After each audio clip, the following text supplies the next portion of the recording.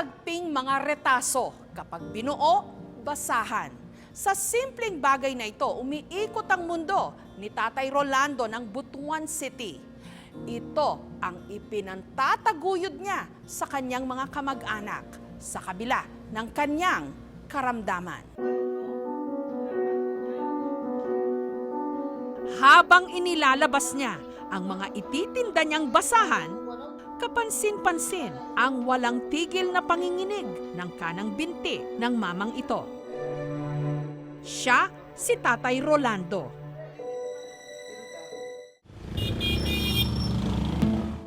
Pagbebenta ng basahan dito sa Butuan City ang pinagkakakitaan ni Tatay Rolando.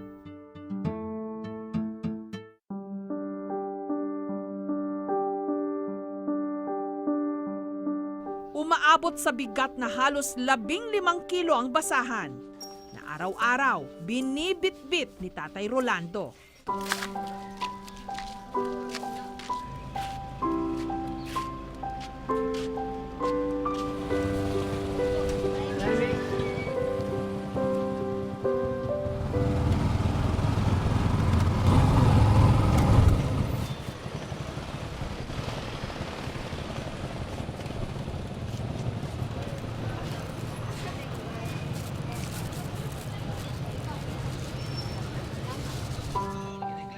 Maya-maya lang, sinuyod niya ang bayan. Kahit pa walang tigil sa panginginig ang iba't ibang parte ng kanyang katawan.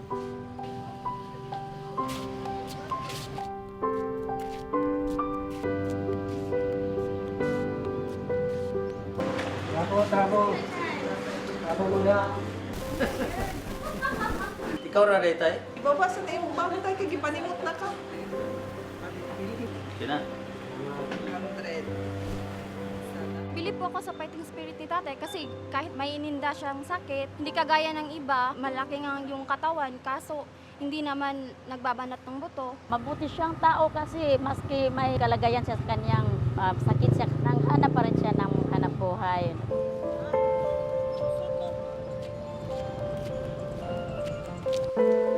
Ang mas nagpapahirap pa sa kanyang paghahanap buhay, ang buhos ng ulan.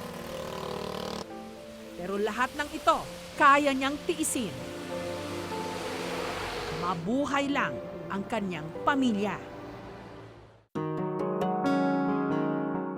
Sa bahay na ito nakatirang mag-asawa. Kasama nilang magkakapatid na Remy, May at Michael. Pagkagising sa umaga, si Tatay Rolando ang naghahanda pa rin ng kanilang almusal.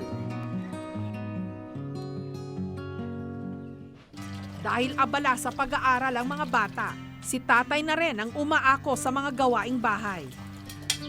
Ang 300 pisong kita niya mula sa pagbebenta ng basahan, pinagkakasya sa renta ng bahay at sa araw-araw na gastusin sa eskwela ng mga bata. Paano kung hindi ka magbenta ng basahan? Paano yung renta ng bahay? Pagkain. Larawan ng dakilang ama, si Tatay Rolando.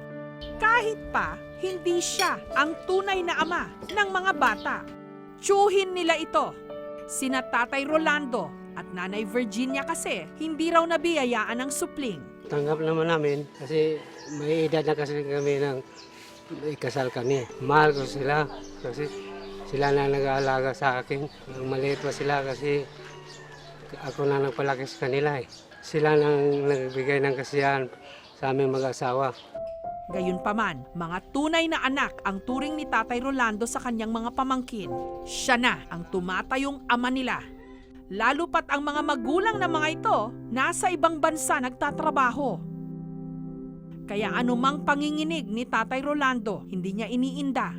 Magampanan lang ang pagiging haligi ng tahanan. Marami po salamat sa kanya kasi naranasan naming magkaroon ng isang ama na gumigising ng umaga para magluto para sa amin. Kahit po ganyan po siya. Salamat kasi nandyan ka sa tuwing na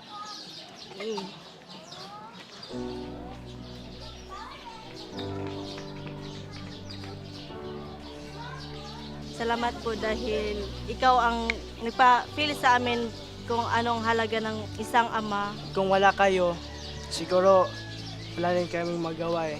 thankful talaga kami kasi narating kayo sa buhay namin. Hindi ko naisipan na sumuko. Kinakaya ko talaga lahat yun. Kahit mahirap. Maagang naulila sa magulang si Tatay Rolando. Sa edad na 15 anyos, natuto na raw siyang tumayo sa sarili niyang mga paa. Para kumita, nag-backdoor siya papuntang Sabah sa Malaysia, kung saan nakilala niya si Nanay Virgie. Matapos ang 17 taong pagtatrabaho sa Malaysia, bumalik sa Pilipinas ang mag-asawa.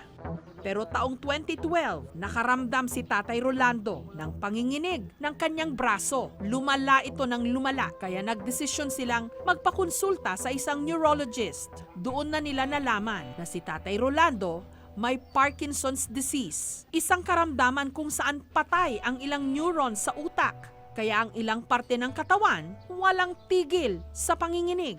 Minsan hindi ako tumingin sa kanya dahil naawa talaga ako. Ganyan yung nangyari sa kanya. Huwag sana akong kunin, huwag akong bigyan ng mga problema dahil nandyan siya.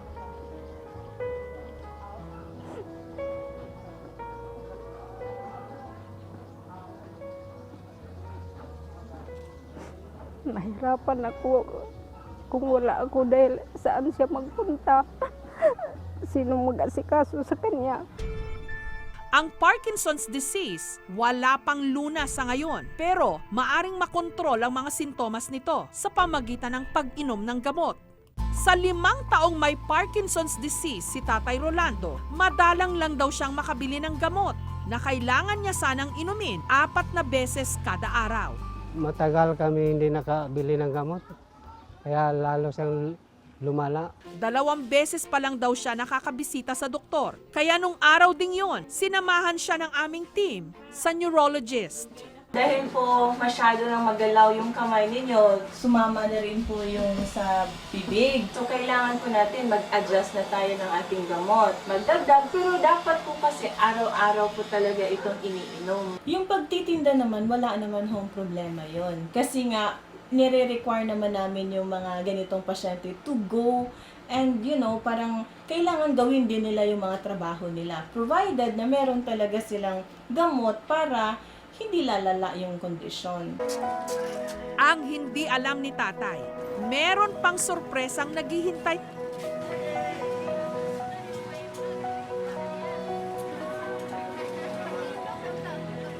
Maraming salamat dahil nandyan ko. Ikaw yung nagpa-feel sa amin kung anong halaga ng isang gitar kahit walang magulang namin dito. Ikaw yung nag-alaga sa amin since mga bata pa kami. Ikaw yung nagturo kung anong mga malit at mga tama. Dahil sa kanyang pagiging dakilang ama, hinandugan namin siya ng ilang buwang supply ng gamot para sa kanyang sakit at bagong sapatos at bag.